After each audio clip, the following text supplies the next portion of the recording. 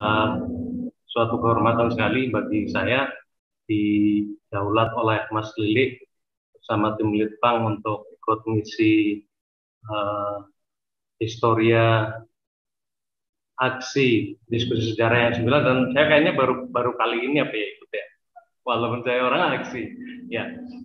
Dan saya lihat tadi di chat juga, waduh, ini isinya para para jawara-jawara semua ini. Sehingga saya sebenarnya nanti mungkin layaknya nguyai Banyu Segoro, sehingga saya mungkin akan lebih lebih pendekatannya seperti guru sejarah saja lah, tidak seperti ilmuwan sejarah. Oke. Mungkin Bapak Ibu sudah mulai apa tengeng-tengeng.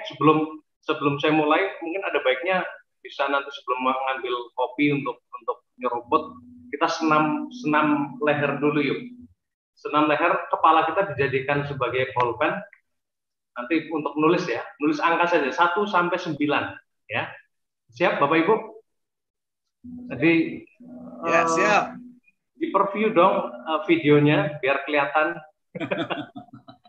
Oke, siap ya. Coba kita lihat, kita bikin angka 1. Oke, sekarang angka 2. Oke. Hati-hati bukan ke setit. Angka 3. Oke. Angka 4. Angka 5. Oke, angka 6.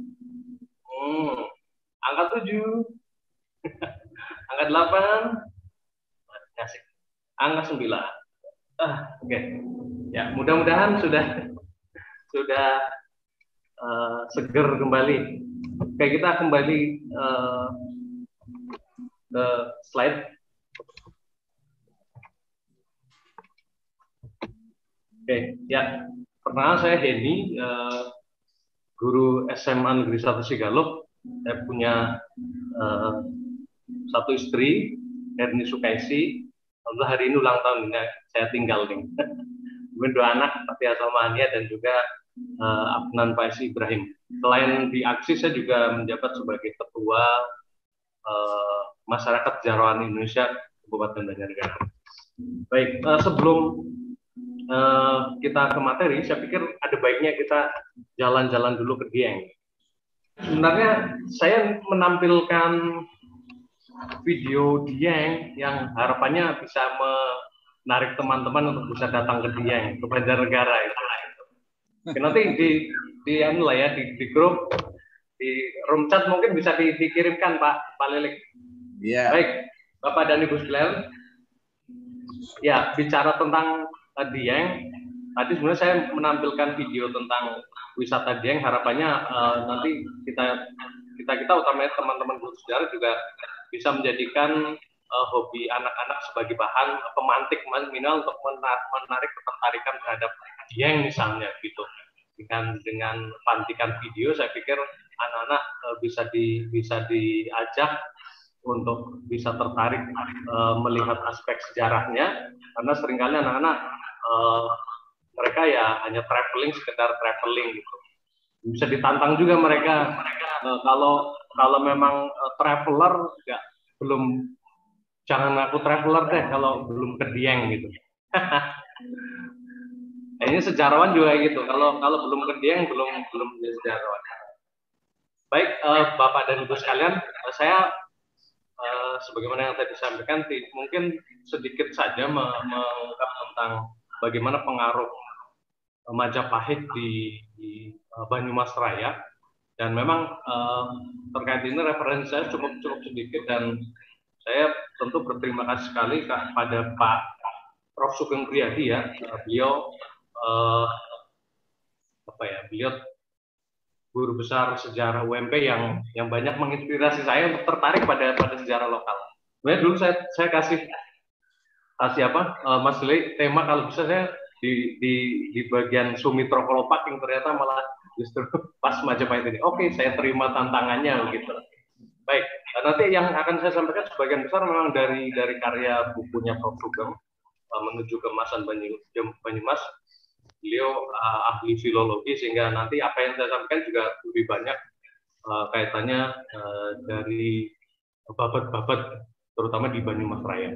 Dan seperti yang tadi Mas Lili sampaikan bahwa kalau Raffles mungkin mengangkat Majapahit gitu ya, melalui dan sumbernya banyak dari babat tanah Jawi yang diterbitkan oleh Outhoff mungkin ya. Sebenarnya ada satu lagi tokoh yang kemudian lebih menggaungkan Majapahit, yaitu Brandes melalui Pararaton dan juga negara Kertagama. Jadi ada yang menarik di Banimasraya. Ini saya akan mencoba dari sejarah kan ya, dari akar Sajarotun. Jadi di Banimasraya itu ada yang menarik. Kalau kita kenal 7 turunan gitu ya. Kalau Pak Lilik mungkin 7 turunan, 8 kelokan, 9 tanjakan gitu ya. Ya, jadi ternyata di Banimasraya kita mengenal juga ada yang namanya 19 keturunan. Jadi ada dari Hanak, Putu, Buyut, Canggah, Wareng, Gudeg-Gudeg, Gantung, Siur. Biasanya kalau kita di pelajaran sosiologi kayak gitu ya. Nah, ternyata ada lagi, ada Cicip Muning, Petarangan Bosok, Gerobak Sente, Gerbek Waton, Cendeng, Yang Giang, Cumleng Hamleng, sampai ke Terah Tumrah yang bagi masyarakat Banyumas ini merunut dari kelahiran sampai paling tidak menjadi bangsa. Dan kalau saya hitung-hitung satu turunan itu kisarannya 30 tahun lah ya kita punya anak, maka paling tidak ada sekitar 500 tahun ini. Jadi dan pasti untuk merunut seperti ini cukup sulit ya untuk punya. Nah, oke, kita akan mulai dari menang awu. Ini awu-awuan ya.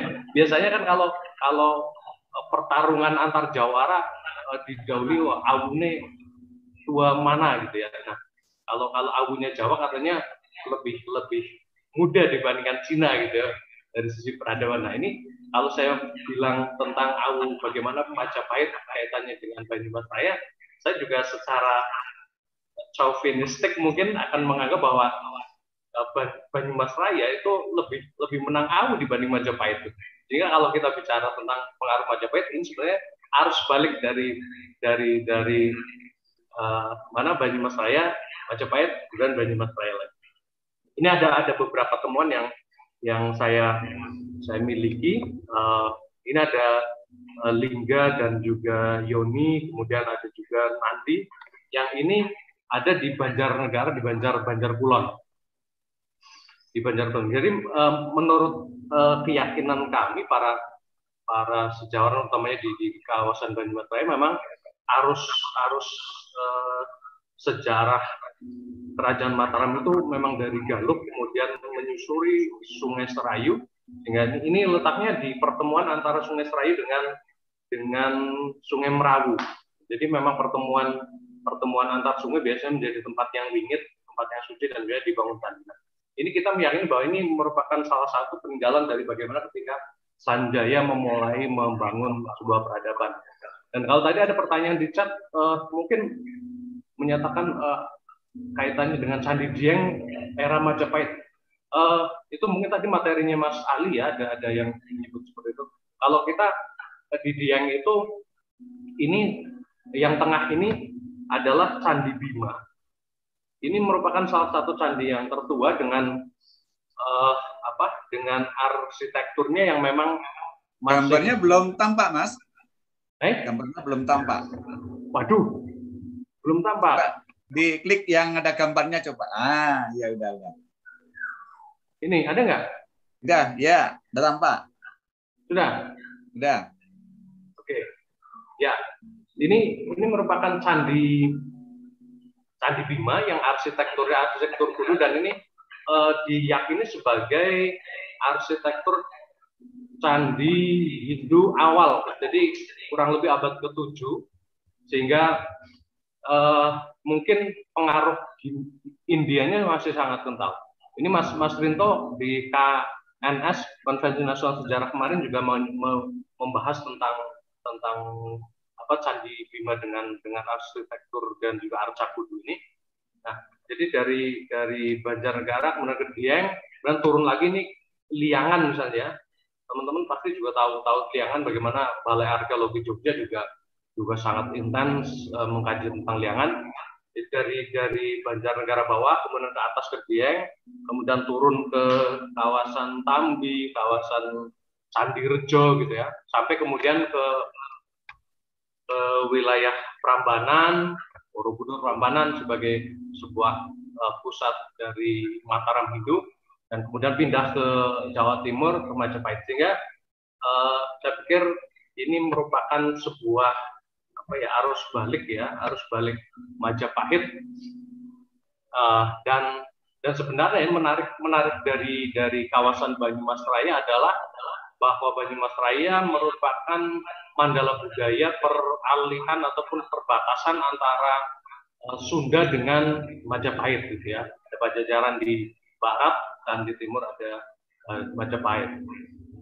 Jadi ini dari Galuh Purba, Galuh Keling, masyarakat Banakeleng masih ada di daerah Cilacap, Banyumas, kemudian ada juga Medang Kamulan, Sanjaya, Mataram, Jawa Tengah, Jawa Timur, Majapahit, kemudian tadi Demak, Bintoro seperti yang disampaikan oleh Mas Ali, kemudian ke Pajang, Mataram Islam sampai sekarang. Sehingga kita menganggap bahwa bahasan tentang Majapahit dengan kaitannya pengaruhnya di Banyumas Raya merupakan sebuah arus balik gitu.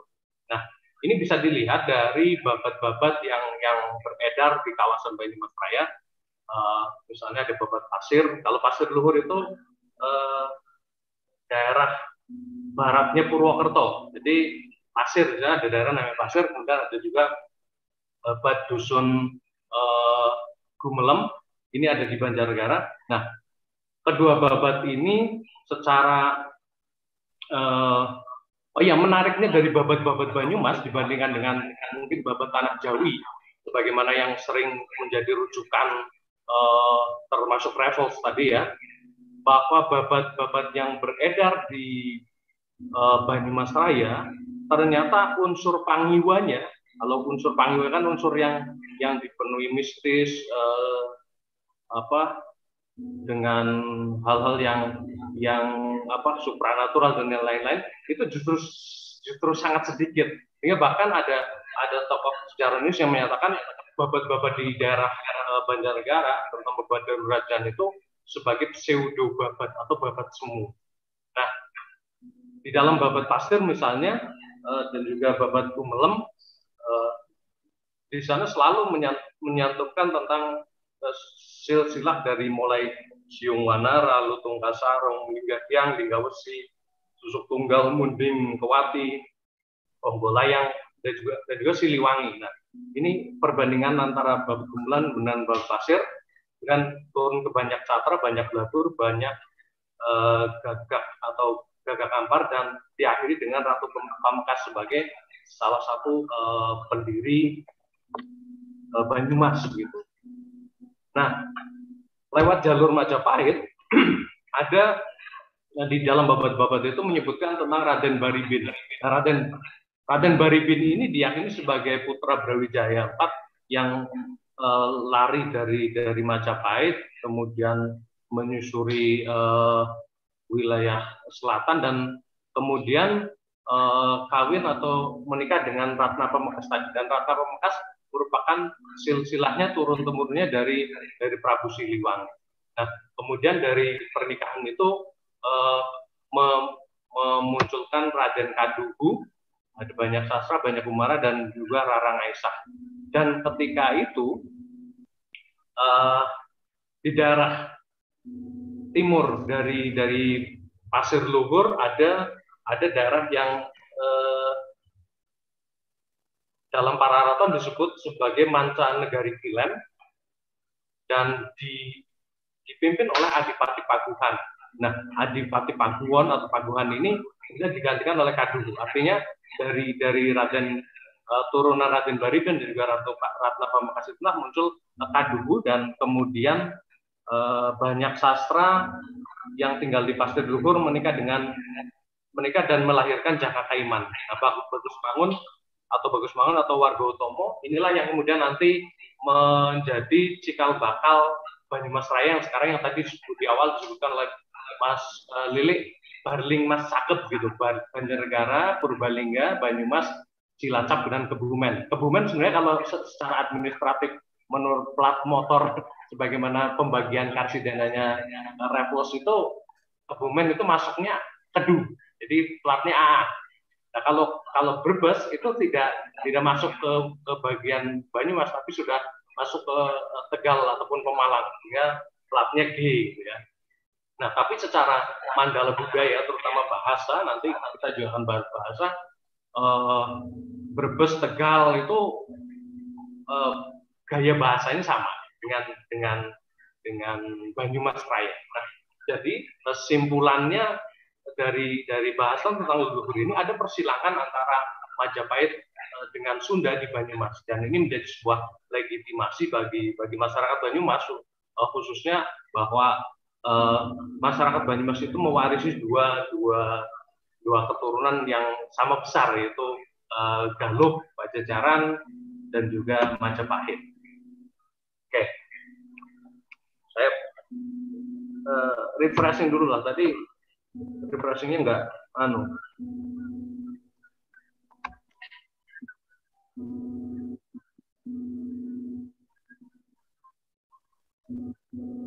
Ada suaranya tuh. Nggak ada suaranya. Waduh, mana ini? Ya.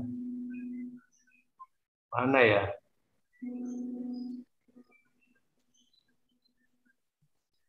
Ini pakai bahasa Banyumasan ini ya, kayaknya. Iya. Nah, ulangi. Ganteng doang orang bisa ngerem. Dengeran nggak? Ya, cuma kecil. Volumenya bisa dibesarkan.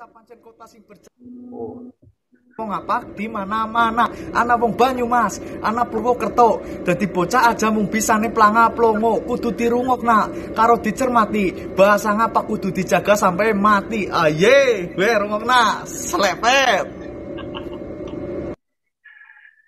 Ya, nah, salah satu legasi atau warisan Majapahit di Banyumas Raya, dan kita warga Banyumas itu tadi saya bilang mewarisi Majapahit maupun juga Pajajaran, bahwa ada kita pusaka keris Gajah Endra yang merupakan keris tanpa warangkan. Ini warisannya Kitolik miliknya Raja Keling ya, waktu itu dipakai untuk mengupayakan pembunuhan terhadap Brawijaya, namun gagal dan menjadi tahanan Pati Gajah Mada.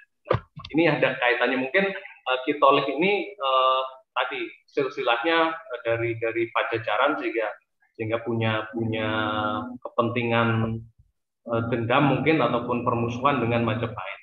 Nah, kemudian yang menarik, kalau keris Gajah Endra ini menjadi pusakanya Kabupaten Banyumas sekarang. Jadi kalau Banyumas Raya itu berarti isinya tadi Barling Mas Cakep. Ya, Banyumas sendiri ada di ibu kotanya itu ada di Banyumas lama sebenarnya. Kalau Purwokerto itu kota barunya sebenarnya. Oke, nah yang paling menarik adalah dialek. Bahwa dialek Panginyongan atau yang tadi sering disebut sebagai dialek Ngapak, ternyata dalam kajian filologi itu lebih dekat dengan bahasa teks Pararaton atau Jawa Pertengahan atau era akhir Majapahit. Nah, sehingga dan menariknya juga bahasa Panginyongan ini ternyata tidak hanya eksis dalam dialek kata saja, tapi juga dalam teks. Jadi teks abad ke-16 seperti Babat Banyumas versi yang Kali Bening itu masih pakai kertas dengan namanya kertas gelawung, gitu ya. Dan ada serat kayunya mungkin, dan itu kemungkinan dibuat tahun 1680, jadi abad 16 atau 17, sehingga sebenarnya sangat menarik bahasa Jawa Tengah bahasa Jawa Pertengahan yang merupakan bahasanya Majapahit itu ternyata masih eksis dipakai oleh kawasan Banyumas. Jadi kita sering menyebutnya Adoh Ratu Perak Watu itu. Kita jauh, Adoh Ratu itu jauh dari kerajaan, Perak Watu dekat dengan gunung gitu. Nah, inilah yang kemudian menjadikan, karena kita merupakan Mancan Garikilen, tapi ketika kemudian Mataram eksis, kemudian membuat sebuah struktur bahasa baru atau bahasa Jawa Baku sebagai, saya pikir juga alat legitimasi ya untuk Mataram untuk meninggikan Mataram bahwa dia ketika biasanya kan tipikal penguasa selalu begitu, selalu mencoba menghilangkan ataupun mengurangi pengaruh dari masa lalu dan membuat sebuah struktur yang baru untuk menunjukkan kehebatannya. Dan itu terjadi di Mataram, bahwa Mataram membuat sebuah struktur bahasa baru, bahasa baku dengan Moko, kemudian Kromo dan Kromo Inggil, sehingga orang-orang yang memakai bahasa lama atau bahasa Jawa Pertengahan seperti masyarakat di Banyumas Raya selalu diidentikan sebagai orang-orang yang rendah, tidak terdidik dan dianggap kurang sopan. Nah, itulah yang kemudian menjadikan mungkin bahasa Panginyongan atau bahasa Ngapak menjadi tidak begitu populer ataupun bahkan menjadi hal yang seringkali dijadikan bahan luconan gitu ya. Termasuk ini sampai ketika era pergerakan nasional, kesaksiannya Dr. Angka juga seperti itu. Di level-level nasional seringkali tokoh-tokoh pergerakan dari Banyumas ketika memberikan argumen gitu ya, meskipun serius, banyak kalangan yang menyangkanya sebagai sebuah guyonan karena dengan dialeknya itu. Nah, itu yang terkait dengan bahasa, dan sebenarnya kita menganggap bahwa pemakaian bahasa Panginyongan, kemudian juga ada manifestasi Togog atau Caru Bagong yang kalau di dalam pewayangan mungkin adanya Semar, Gareng, dan Petruk. Nah, di Banyumas Raya kan ada Bagong. Di situ merupakan sebuah perwujudan dari manifestasi bahwa Banyumas Raya adalah Mandala budaya yang memiliki warisan dua kawasan, itu Sunda dan Majapahit. Termasuk musik calung pun itu juga cukup eksis di kawasan Banyumas Raya. Ketika kesenian musik, misalnya lengger, tole tapi angger gitu ya, tarian yang ditarikan oleh seorang laki-laki yang berdandan perempuan, itu juga musiknya dari calung, yang itu merupakan sebuah musik Sunda gitu ya. Jadi perwatakan Bagong ataupun Gareng termasuk bahasa Ngapak sebenarnya merupakan manifestasi dari egaliter ataupun kesamaan gitu ya, dan bahkan disebut sebagai penjorangan itu apa ya, guyonan gitu ya, tidak serius gitu ya. Tapi juga ada unsur jujur, belaka suta, dan juga persahabatan. Jadi mungkin Bapak Ibu kalau bersahabat dengan orang-orang Banyumas Raya, ya pasti orangnya pasti omongannya ya seperti itu, terus terang gitu ya, apa adanya, tidak gampang basa-basi gitu ya, tapi langsung to the point, dan itu memang watak kita, dan bisa jadi itu warisan dari era Majapahit dulu, bagaimana sebuah negara Nusantara yang memiliki banyak ataupun wilayah yang luas, tentu tanpa sebuah sikap egaliter, sikap persahabatan, itu tentu tidak akan mudah diterima oleh kawasan-kawasan lain. Nah, kemudian Wirasaba merupakan klien dari patron Majapahit. Nah, ini dalam konteks setelah Jaka Kaiman ataupun Adipati Merapat itu kan berarti sudah era Pajang, eranya Sultan Hadiwijaya tahun 1571. Nah, sebelum itu tadi yang saya sampaikan dipimpin oleh Bri Paguhan, itu merupakan Mancan Garikilen dari Majapahit. Ya, mungkin itu saja yang bisa saya sampaikan, bahwa kita belajar dari sejarah, seringkali kita terkungkung ataupun dihadapkan pada sebuah mitos, namun sebenarnya ketika mitos itu kemudian kita olah, kemudian kita cari referensinya, dan juga kita menjadikan itu sebuah hal yang ilmiah, masuk di logika, maka bisa bisa jadi yang tadinya mitos itu menjadi sebuah etos. Sama seperti tentang bagaimana silsilah Banyumas Raya gitu ya. Ketika kita menyadari itu, kemudian kita jadikan itu sebagai sebuah konsep yang logis, maka bisa menjadi sebuah etos bagi masyarakat Banyumas, bagi masyarakat yang egaliter, yang mau menerima perbedaan, belaka suta, jujur gitu. Mungkin itu saja yang bisa saya sampaikan. Lebih banyak nanti bisa diskusi. Terima kasih. Assalamualaikum warahmatullahi wabarakatuh.